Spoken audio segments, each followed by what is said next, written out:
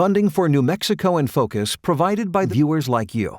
This week on New Mexico in Focus, upholding the Indian Child Welfare Act. How a recent decision by the U.S. Supreme Court will impact tribal nations across America. Plus, it was really gratifying that the Biden administration recognized and finally heard the voices of the Native people. a fan of the ban, why a Chaco Park advocate supports a recent decision to end new oil and gas leases in the sacred area for the next 20 years. New Mexico in Focus starts now. Thanks for joining us this week. I'm your host, Gene Grant. Americans everywhere celebrated Juneteenth this past week as the country recognized the annual Emancipation Day for the third time as a federal holiday. In the second half of today's show, I talked to our opinion panel about the holiday's history and ask how news organizations can do a better job of telling the whole story of New Mexico's black communities. Journalist Ed Williams left public radio 5 years ago for an investigative reporting gig at Searchlight, New Mexico. Since then, he has burrowed into deep problems at CYFD.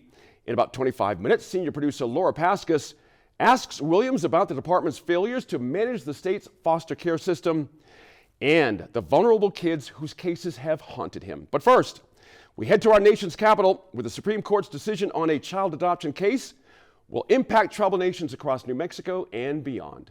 Let's get to the line. Welcome to this week's Line Opinion panelists. We're joined in studio this week by Michael Byrd, a longtime public health consultant. Trip Jennings is with us. He's executive director of New Mexico In Depth. And former New Mexico State Senator Dee Dee Feldman is with us as well. Thank you all for being here. Now, we begin this week with a decision out of Washington, D.C., where the nation's highest court voted to preserve a system that gives preference to Native Americans in foster care and adoption proceedings involving Native American children. That's the point here. The Supreme Court ruled 7-2 to uphold broad swaths of the 1978 Indian Child Welfare Act. The state of Texas and 3 white families kick-started the case with a lawsuit claiming the federal law was based on race and unconstitutional under the Equal Protection Clause.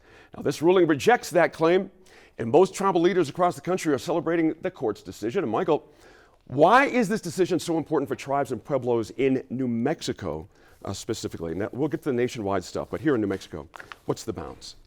Well, I think the bottom line is that the court ruled and acknowledged and ruled that Native pueblos, tribes, and nations are political sovereigns, and that is something that is critical to Native communities in terms of protecting our people, children, protecting our land, protecting our rights to water, and so it's a validation.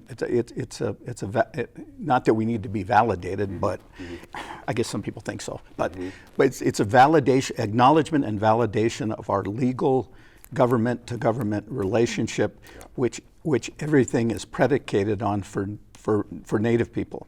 If in fact the court would have ruled in a different manner, it would put in jeopardy so many of the things that underlie tribal sovereignty and tribal self-governance. So it was a big decision, and in so many ways, it wasn't just about this. Oh, the implications were much broader. Right.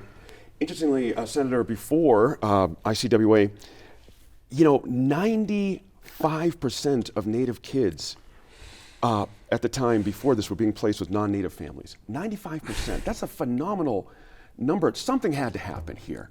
It's shocking. Yeah. It's shocking, and it dates back to the boarding houses and the snatching of Indian children from their parents, basically, in order to make them into Anglos. Right. And this is something that has happened here in New Mexico, and it's really a great resounding victory because it was a 7-2 victory, which was really great, and it really did, as Michael said, really spoke to the sovereignty issue because, I think people understand, this poor family that adopted the Native child, and by the way, it was a New Mexico case. It was a Navajo child, I think, a mixed Navajo and Oklahoma. I think maybe. Okay. And anyway, so he adopted by a Texas family. And now the Texas family wanted to adopt the brother. Right. And so everybody can say, oh, well, it's just racial discrimination that you would want to put them back with the tribe or the original parents. But the great argument was, no, it's not. It can't be racial discrimination because this is another country. Right. This is like a citizen of another country, Isn't that amazing? not a person of a different race. I mean, that's really precedent. Right. That's precedent. Right. Interesting trip, Jennings, by the way, glad you're here. This was the third time Supreme Court has taken up an issue with ICWA. And what's interesting, Amy Coney Barrett wrote the majority opinion on this. It's very interesting. To follow up, Senator, 7-2, some things are just apparent over time, but 2023, I mean, When I when I read the stories, I was thinking about the Kennedy report in 1969, which was about schools, and the Merriam report in 1928. There were two massive reports. This is the important part about history. You should know this history. But in Kennedy report, there was this line that said basically that the boarding school history was always related to land policy. Always talking about land. And I see you smiling, but I mean, I read it with that larger context in mind, sort of saying, it did validate the political entities, which was huge. But also knowing the history made me think, maybe the justices were thinking, and Gorsuch has signaled that he actually does know some of this history in the past. With, I think it's McGirt, is that right, in Oklahoma? Oklahoma. Yeah, Oklahoma. And that yes, the justice who wrote the majority opinion probably saw this as a kind of an open shut case. And does it feel 7-2 safe? is, Does it feel more solid because we have that kind of... I want to say this, that it does leave open a challenge on race stuff. Everything I've read about that is Kavanaugh, actually, Justice Kavanaugh mentioned something about race coming out, but I think it may be down the road a ways. That's Well, interesting, Alito and Thomas were the two that, of the 7 and the 2. I'm not quite sure where they were thinking there, but anyway, pick up on what Tripp was saying. Look like you had a point there. Yeah. What I wanted to say was that if you really don't understand this nation's history, and I'm not talking about 1492, I'm talking the very beginning of when there were people here for over 23,000 years, as we know, based on some evidence out of White Sands. So there were people, they had their own governance, they had their own communities. And if people don't understand that there are two foundational elements in this nation. The first and foremost was the genocide and removal of Native people. And this history is well documented, if one wants to know. The second foundational element was slavery. And the history of there is there if people want to know. If you're seeking truth, you have to go some places that you may be uncomfortable with. But unless anything else is a false narrative, because there are plenty of false narratives that have been promulgated over the course of time. The only good Indian is a dead Indian. Kill the Indian. Save the man. All of this goes back for 500 years of history and policy, colonial policy and federal policy as it relates to Native communities. And it's relocation, it's assimilation. I mean, the boarding schools and the removal of Indian children was to basically erase Indian people as an entity. The genocide itself, physical genocide that took place, didn't do that.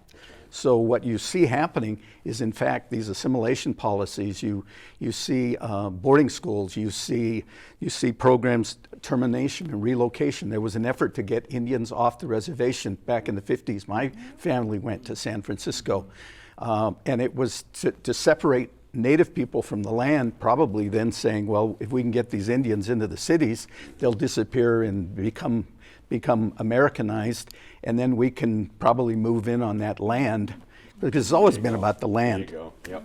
Oh, sorry, I want to stay with you for one quick second. Chip, I got you here in a quick second. Land rights. Dominoes falling over, is this just one domino falling over, hitting nothing else? Or is this possibly going to lead up to some other issues, at least getting on the table for some fair hearing for Native American issues here? Well, you know, it'll be, this is just the continuation of it all. It always comes back to Native people, Native rights, Native land, Native water, Native sovereignty. And it's about sovereignty. Right. And we are the only community, the only population. Yes, we are people of color, but we are the only ones that have treaties and a government-to-government relationship with this nation. Right. And I dare say this nation has fallen short in terms of fulfilling the treaties, fulfilling its obligation to Native people. American Indians to this day, pre-COVID, had the highest mortality, morbidity rates of any population in this nation. So much for the blessings of civilization. By the way, Trip, speaking of chipping away at tribal sovereignty, there's other Republican-led states that were kind of getting in on this Texas thing. Texas was not the only one. We've got, so does this case, I got to ask again, does this possibly end that idea of chipping away at tribal sovereignty now that we've got some clarity here? I can't predict the future, and I want to say that this law firm that was doing this also represents oil and gas companies. So we're talking about land. This is land policy, and what Michael was talking about. This is really key. I also want to say something that coming from not being raised in New Mexico, but learning a lot of the history here, I think also that living here, I've learned the history that pre-European, there was this the communities were very sophisticated, and they were highly organized, and there were trade networks from the tip of South America up to where Alaska and northern Canada, which is similar to what you would see in the Middle East thousands of years ago, in Europe and whatnot. This is probably, honestly, some of the communities in North America were more advanced than Paris and London. And so I think that that's important to point out, because I do think that there are people like myself who are raised who didn't know that. And it's easier to say we need to take care of these children, when in fact, good Lord, sorry, that's my Southernness coming out. Good Lord, when you read about some of the communities and how the holistic taking care of the communities, I'm in awe. I'm still learning, but I'm kind of in awe. We could learn a thing too. Yeah, about how community works. We throw that word around a lot in modern times. Thanks to our Line Opinion panel. We'll be back here the second half of the show to talk about this past week's Juneteenth celebrations and what the holiday means here in New Mexico. I've been on this beat for about 5 years of child well-being, and they mostly are entrenched. Things get worse, and some things get better. And so the problems, though, are so deeply rooted in New Mexico. We have issues with addiction, with poverty, with access to education, and all these kind of play together, right, to create the conditions for really serious problems for childhood. We're getting a new reaction this week to the Biden administration's 20-year ban on oil and gas leases in and around the Chaco Culture National Historical Park. Interior Secretary Deb Haaland consulted with Native tribes before issuing the decision, enshrining a 10-mile buffer surrounding it. The All Pueblo Council of Governors, which represents 20 pueblos, celebrated the action, saying it will protect cultural heritage, but the Navajo Nation's top leader, President Bu Nigrin, is disappointed. His government wanted a smaller buffer, saying the 10 miles eliminates economic opportunities for more than 5,000 Navajo allottees. Now, the Interior Department says the withdrawal only applies to public lands and federal mineral estates, not minerals owned by private, state, or tribal entities, meaning Navajo allottees can continue to lease their minerals. New Mexico in Focus correspondent Antonia Gonzalez wanted to get more context around this decision.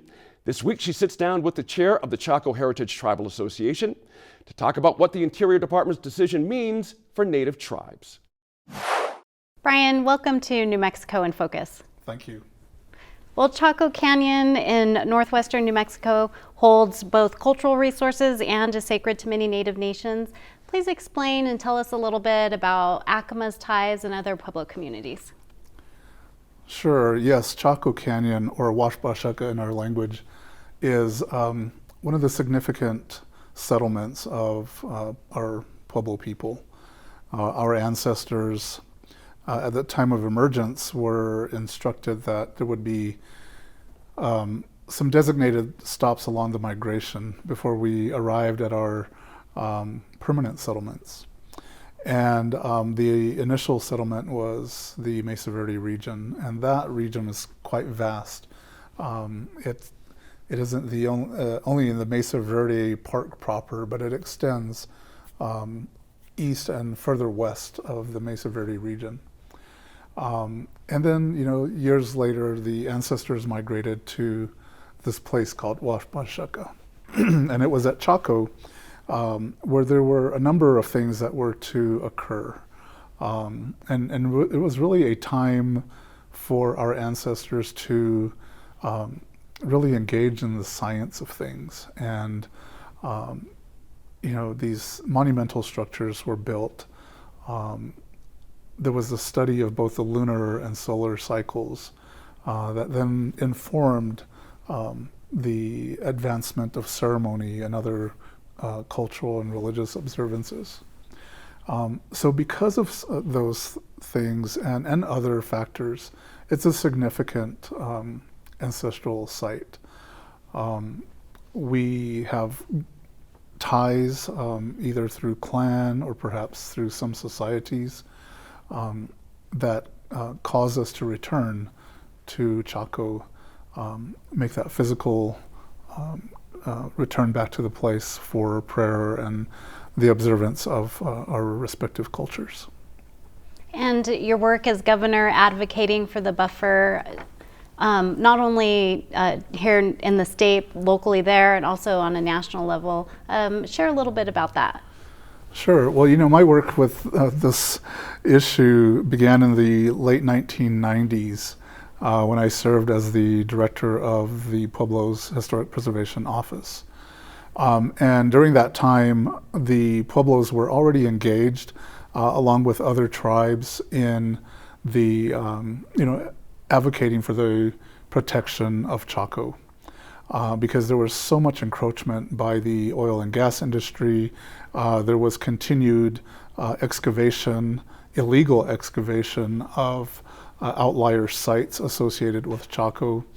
And so there were some significant issues at that time that were, causing this concern. Fast forward to my time as governor in 2019 through 2021, I had the opportunity to represent my Pueblo in the discussions with other Pueblo leaders, the Navajo Nation, and other tribes who have a cultural affinity to Chaco, to further advance this need, really, to protect Chaco.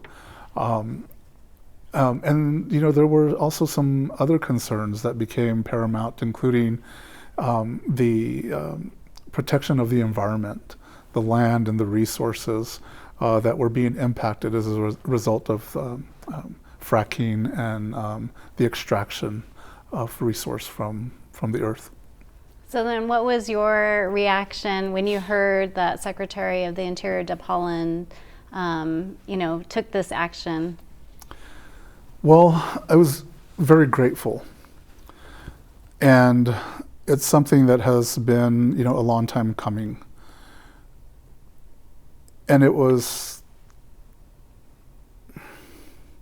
really gratifying that the Biden administration recognized and finally heard the voices of the Native people and understood why we continued to insist upon these protections of Chaco. So it's monumental, but we also realize that there is still so much work to be done. I chair what's called the Chaco Heritage Tribal Association, and we are tasked with developing really the first ever ethnographic study of the Greater Chaco region.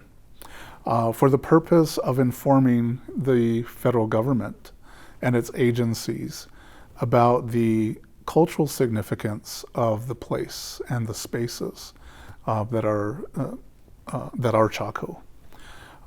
So, I go back to the comment earlier that there's so much work still to be done, but this protection, at least for over the course of the 20 years, provides us the opportunity to educate and inform, and it will, really sets the stage for advancing the discourse around the cultural protections, but also access to the resources, because as I said earlier, we do return to Chaco and outlier sites for cultural observances.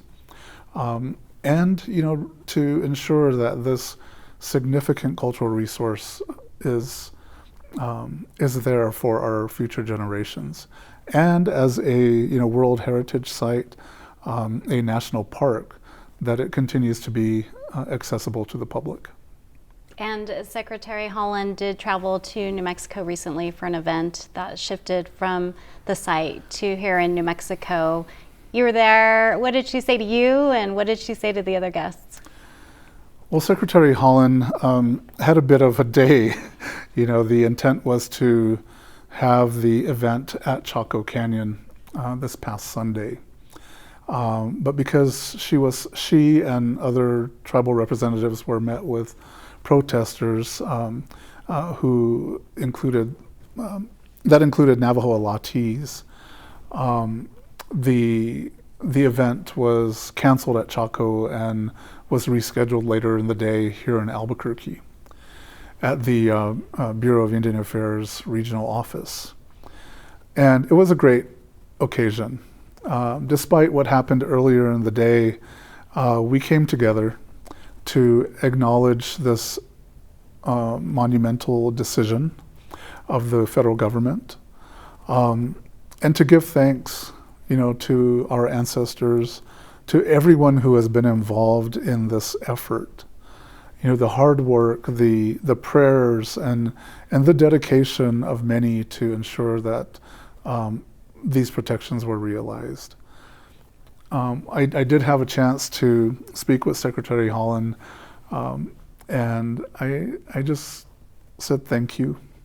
I asked her not to dwell on any of the negativity, and that she's in a tough place, that she has a very important but a very challenging job, and that she will have to deal with these types of situations. But I assured her and reassured her that everyone who was there, and even those who could not be with us on Sunday, are praying for her and are wishing her well. And we're all very hopeful that as this work continues, that our work and our contributions towards this effort will lessen the load for her. And I do want to ask you about that. As a tribal leader, tribes often unite on many issues, and there always are differing views, and from not only tribes, but individual tribal citizens. And the Navajo Nation has made an official statement as a tribal government expressing disappointment in the buffer for various reasons. What are your thoughts? Well, I'm grateful that I had the opportunity to work with President Jonathan Nez, along with other Pueblo governors, to create and introduce the first version of the Chaco Protection Bill, which is really a piece of legislation that ensures this longer-term protection of Chaco. That legislation has just recently been reintroduced by Senators Heinrich and Representative or Congresswoman Teresa Leger Fernandez.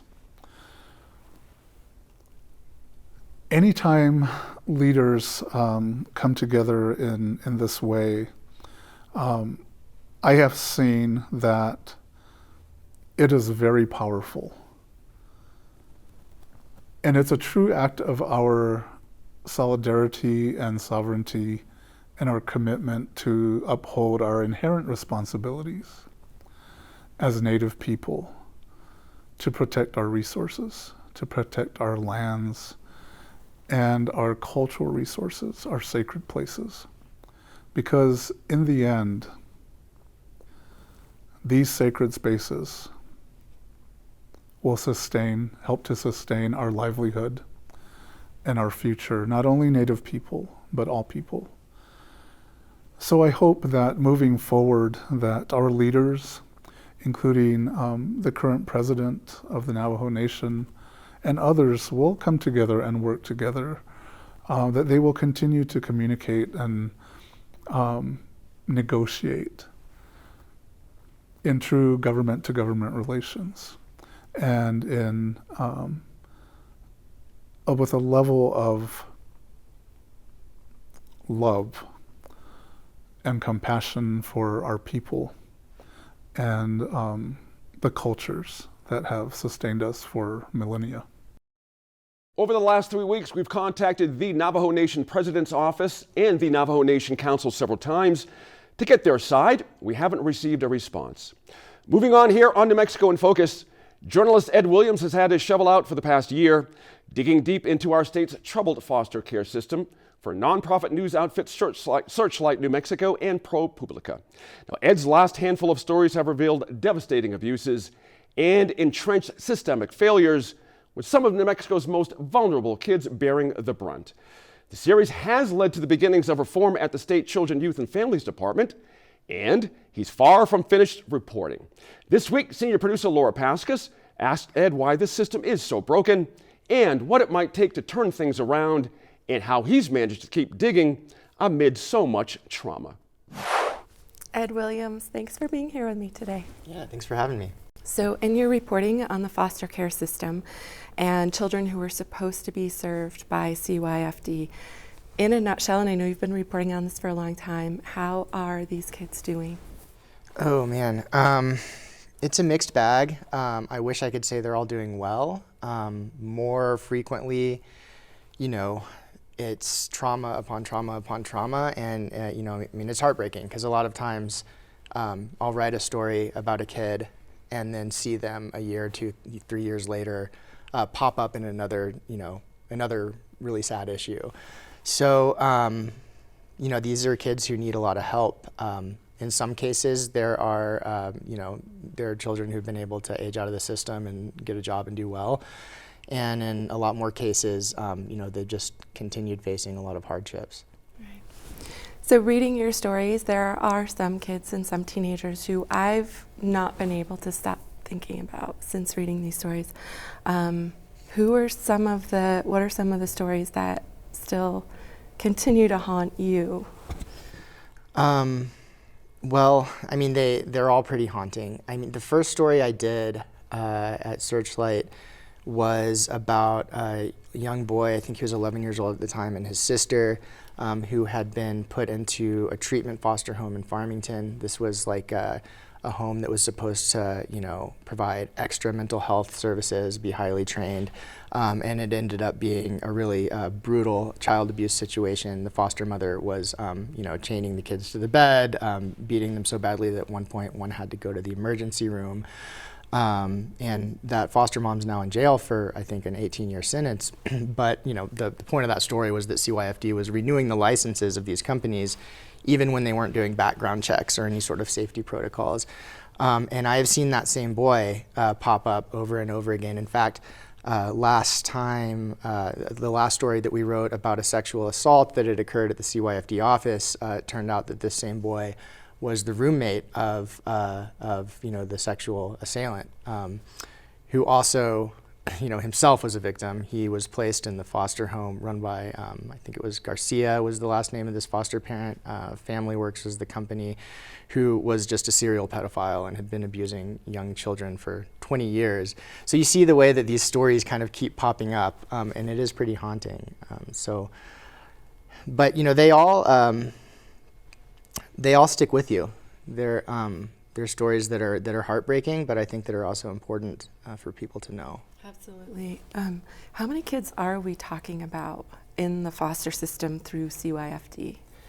It fluctuates. I believe it's around 2,000 at last count that I saw. I don't have the numbers right in front of me. But you know, that's a pretty broad number. The number that we've been focusing on lately are the older kids that have the highest needs, and that's a much smaller number, you know, in the hundreds.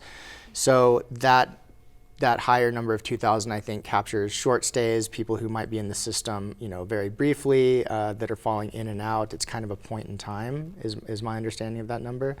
So there are a lot of these kids, and there's also a lot that, you know, are in the same situation but just haven't been picked up by the foster care system. I mean, we're not doing very well in New Mexico for child well-being. We just, again, ranked last in the country from the NEKC kids count. So. Right. So you've been reporting on this for a long time, and some of your stories focus on Farmington, Las Cruces, Albuquerque. Is this an urban problem? Is this a statewide problem?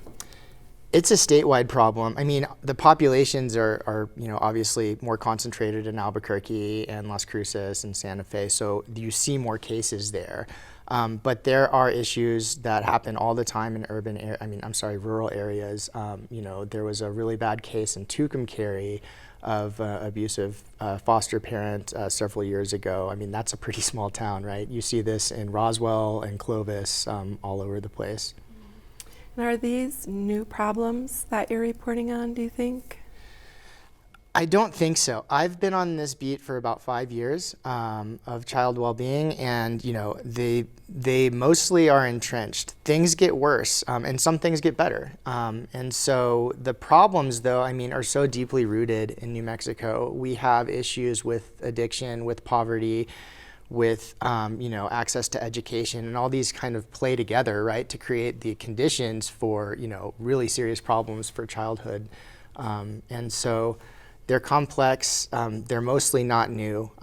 Some things, you know, crop up here and there that are new, but for the most part, they're pretty entrenched. Yeah. So I keep thinking about a few years ago when Governor Susana Martinez and people who worked in her administration decimated the state's behavioral health care system. Mm-hmm. Has that played out? Has that impacted these kids who are suffering today? Absolutely, yeah. I mean, that's a big part of kind of the background for the most recent stories that we were writing about teenagers in care. The behavioral health system was completely dismantled, and it still hasn't been rebuilt.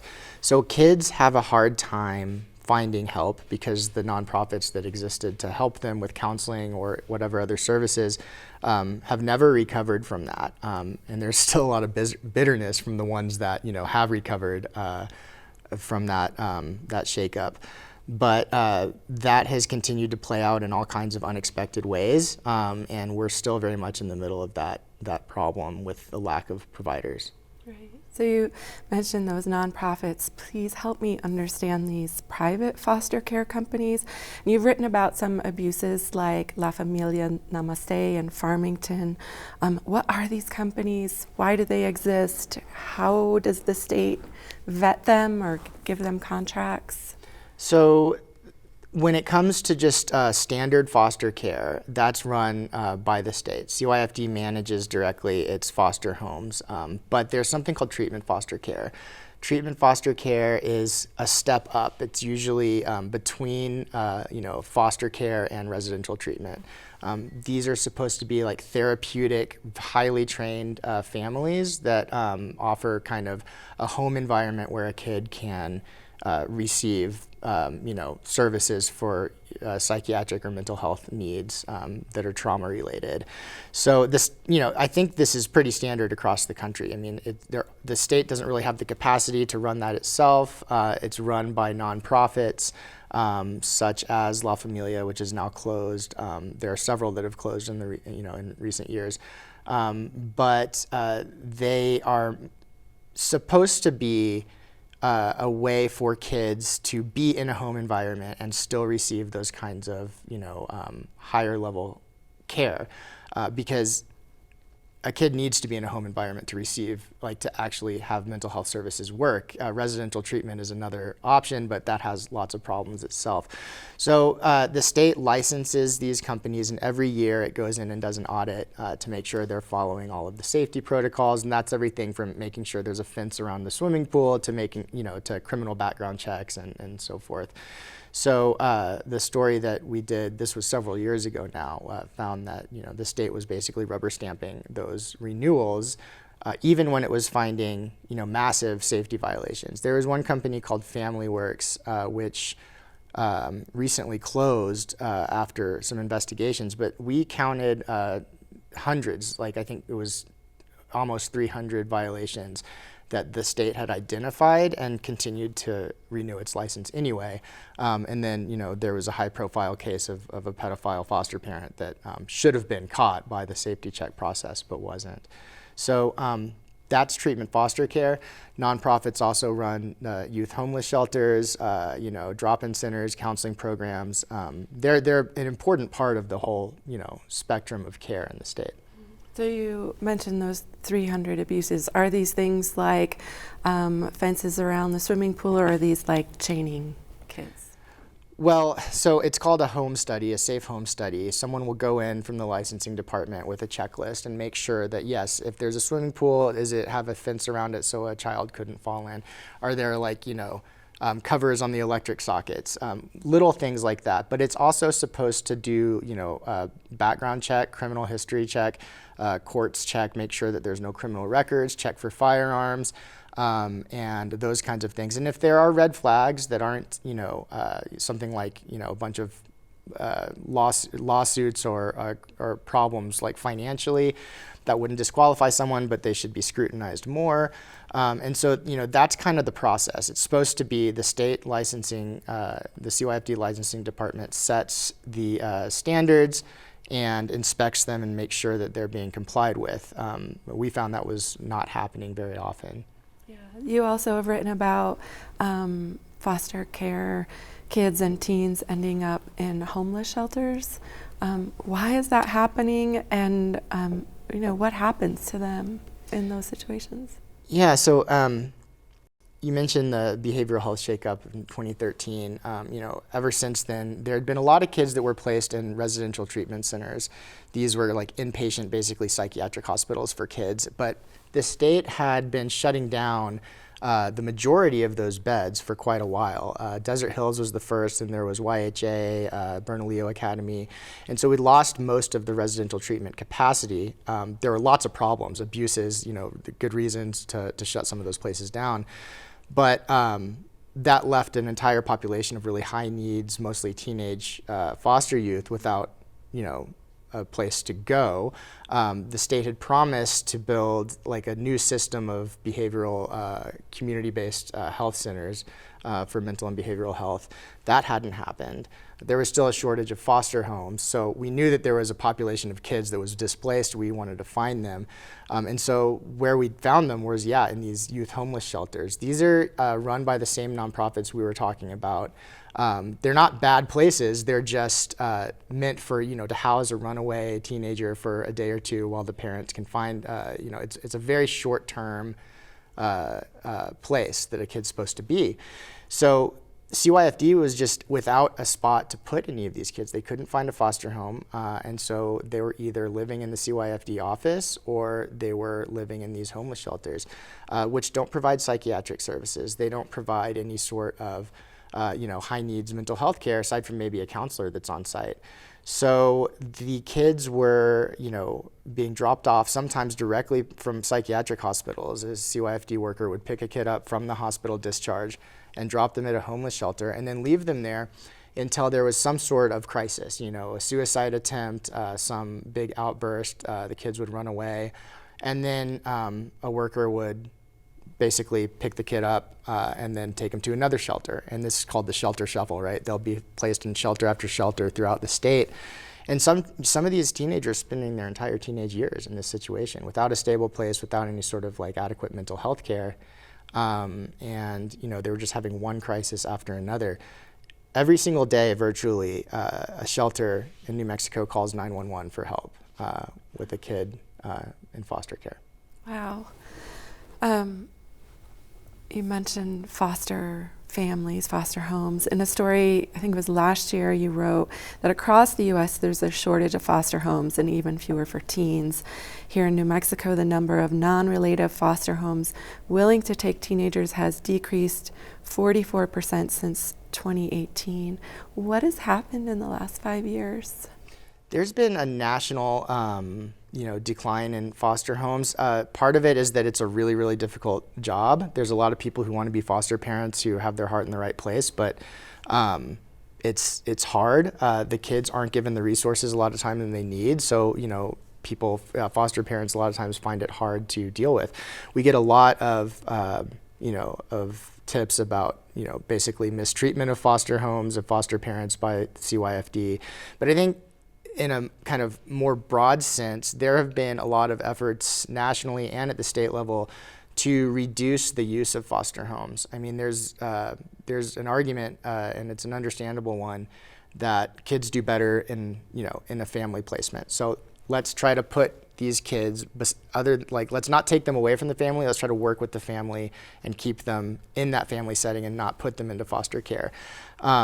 There's a federal act called the Families First Act that incentivizes states to do that. The governor has, indicated that that's what she wants as well. And so there's kind of been a shift away from taking kids away from the family, which used to be kind of the knee-jerk response. On the flip side of that, we've been seeing lately a lot of cases where kids are being put back in very dangerous situations with the family, and there's been some tragic outcomes there too. Zooming out kind of more broadly, there's so much talk, I feel like, in our culture about caring for children, loving children,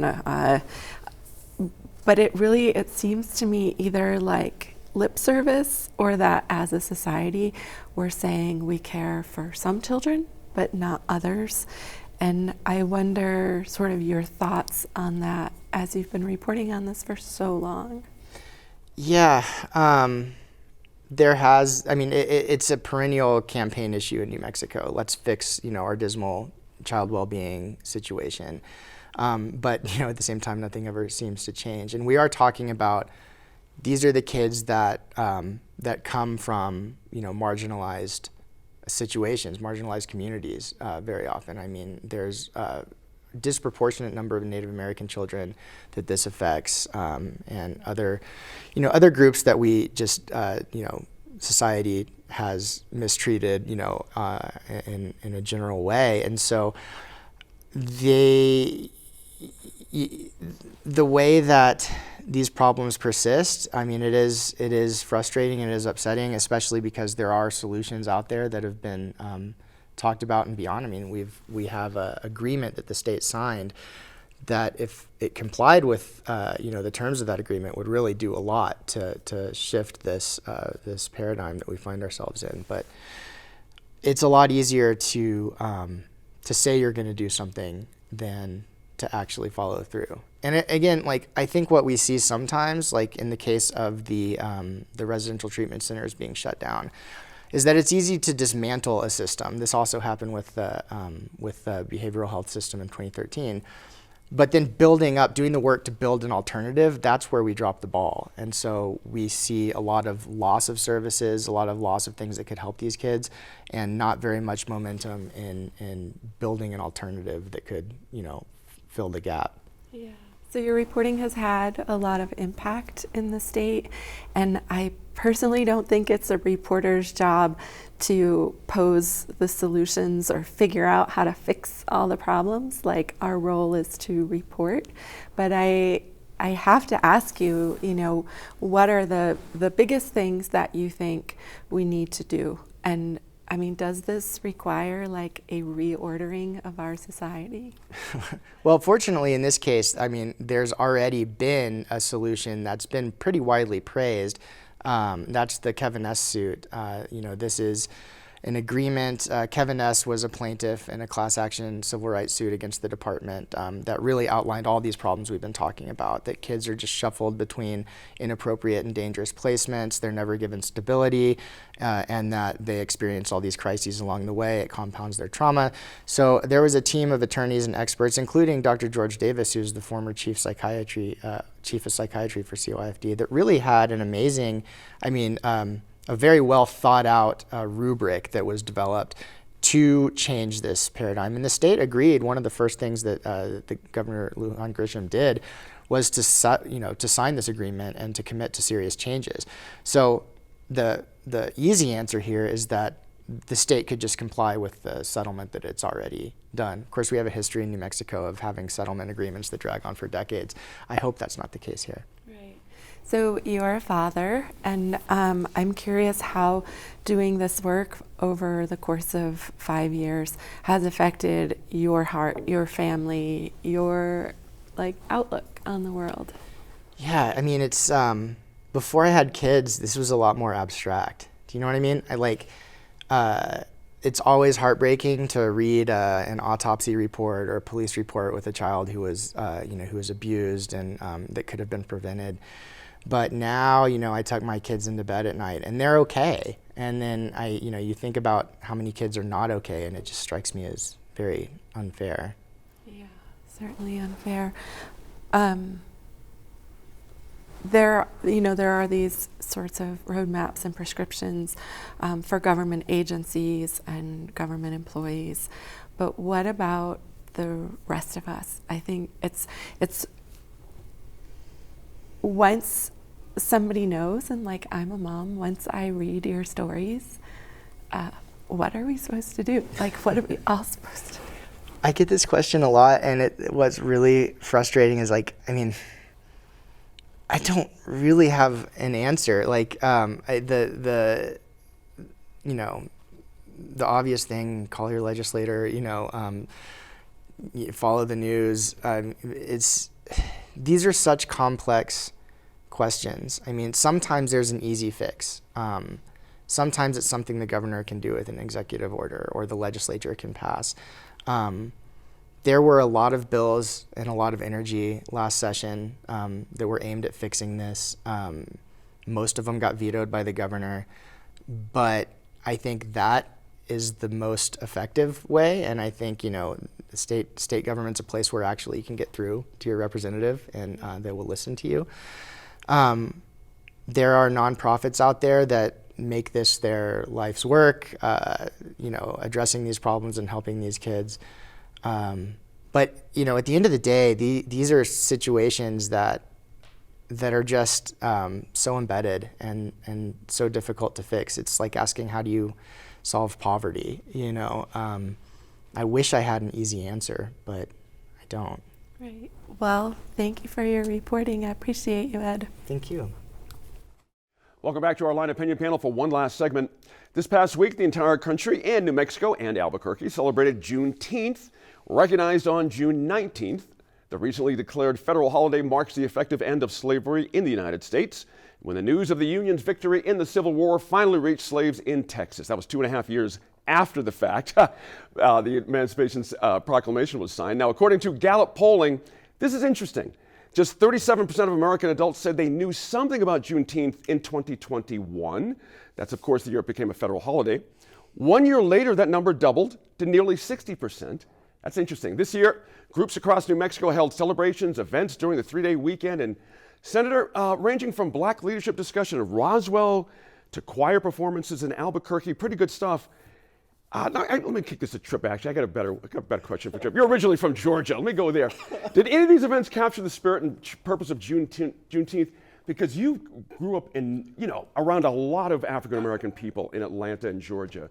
What's your take on New Mexico? I grew up in Georgia, and let me say that I did not know about Juneteenth until relatively recently, because it was kind of a Texas thing that actually did radiate out to communities of people who their ancestors had moved elsewhere in the country, but that was not something that I necessarily knew about as an observance and whatnot.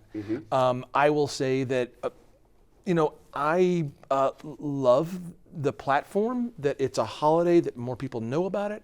I also know that there is this internal conversation among Black communities, which is, we've been celebrating this for a long time, and now you've got the rest of the country moving in, and it's like they're doing their thing, and then you have the corporatization, commodification of this thing. And I sometimes, I love history. I am someone who was, as you said, raised in Georgia, where the population is 35 to 40% African American. Martin Luther King's from there. I mean, and so I'm very aware of the history. I often wonder, like, if a holiday, it's good that people know about it, but I also wonder if people follow up with the hard work of really taking on the history and laws and policy that should follow in that. So folks might not know this, Senator, there are 57,000 African Americans here in New Mexico, according to the U.S. Census. That's about the size of about a block and a half in New York or somewhere else. And just to make the point, when you have that small a population, it's easy to just dismiss and ignore, or whatever the case may be. So I'm interested in your take on how do we get into how press works here in media when it comes to African Americans, and there's health disparities that are very newsworthy. There are crime disparities that are very newsworthy. You don't read a whole lot of that. There are positive stories that are very newsworthy in the African American community. Don't see a whole lot of that. What's your sense of how the press takes on African American issues here? Well, it's first of all dates back to how the public sees African American issues, and how it's only relatively recently that we recognize New Mexico as a multicultural state rather than a tricultural state. So I think that's kind of the backdrop of how the media covers this community. And I think also, one of the things that we have to look at in news coverage is who are the Black leaders that are being covered? Who are the sources of information that are actually Black rather than just white people talking about Black people? And there haven't been that many of those. However, there have been some in the past, and they have been legislators, and they have been there doing the work. Lenton Mowry, for example, in the 80s, introducing kindergarten for New Mexicans, and now we have Pamela Herndon, who is definitely a leader in the Black community, and now is recognized as a community leader in terms of gun control, and getting the only piece of gun control legislation, which was named after a Black student who was killed at Washington Middle School. So, things change very slowly, but there have been changes. It's not a complete standstill. Good point there. Michael, when you think about it, all of us watching as well, I think we'd all struggle to name more than a few Black reporters, Black media members here in not just Albuquerque, but Santa Fe, Cruces. If you really kind of added the whole thing up together, it's still not a whole lot of folks here. What's the issue there? Is it hiring, understanding Black issues? Is it purposeful? What's your sense of it? Because it's been a long time now, and there's plenty of people who want these jobs, plenty of Black people who want these jobs, don't seem to get them. Yeah, I would say it's taken too long. Yeah. And I parallel sort of some of my own experience as a Native person. And in New Mexico, we have greater visibility because our population is larger, and we have we've held on to our tribal lands, and so and not to mention some tribes having casinos, and that benefited them. But my experience in many other places, Utah, for example, where the ethnic populations are very small, African American, Hispanic, Latino, Native populations.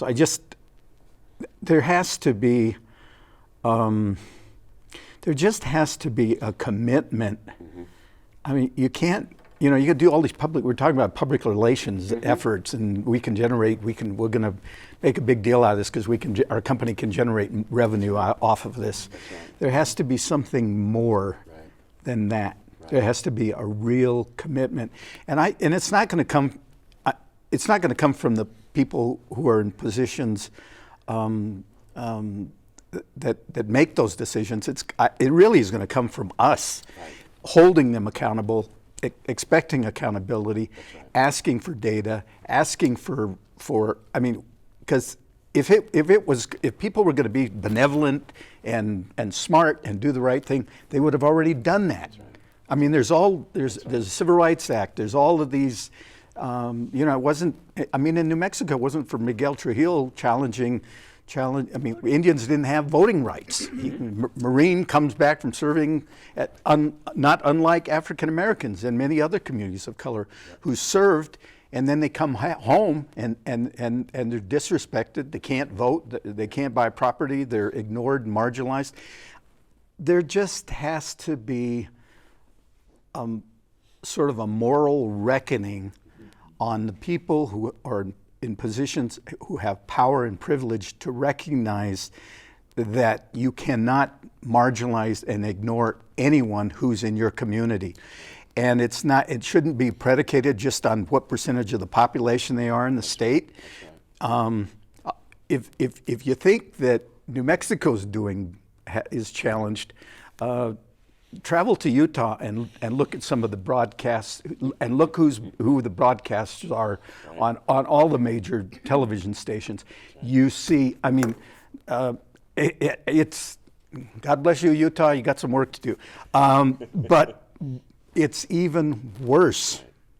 And I dare say it's I don't know what the percentage of the African American population is in Utah, but I would suspect it's probably comparable to New Mexico. And you don't see any ethnic diversity in terms of broadcast, people on the media. But getting back to the point, people have to we have to ask and expect. And we will be rejected. I come highly rejected in some circles, and that's fine. I know what you're saying. But yeah, we can relate. We've been there. But if we're not holding people accountable and knocking on those doors, and it's not going to happen. It has to come from our community, and our communities need to be organized and say. And I think we need to also reach out to each other's and engage each other and say, hey, is this happening to you? Well, maybe we should have a conversation about let us come together and begin to pursue these issues multiculturally. So it's not just one community, that it's all communities coming together to say, we have expectations of this country, of this city, of government, of broadcasters, and we expect to see some measurable change, and we're going to be holding you accountable. We're going to be looking for numbers. We want data. We want to see a change. That's right. That's the only way it's going to happen. That's right. That's interesting. Good. I'm pleased you did that rant there, because I mean that in the best sense rant, because you had to tie a lot of things together. It's not just an isolated deal. It's all connected. Thank you so much to all you guys. Tough subjects tonight, but very necessary. Be sure to let us know what you think about any of the topics the Line panelists covered on our Facebook, Twitter, or Instagram pages. And catch any episode you may have missed on the PBS app, on your Roku, or your smart TV.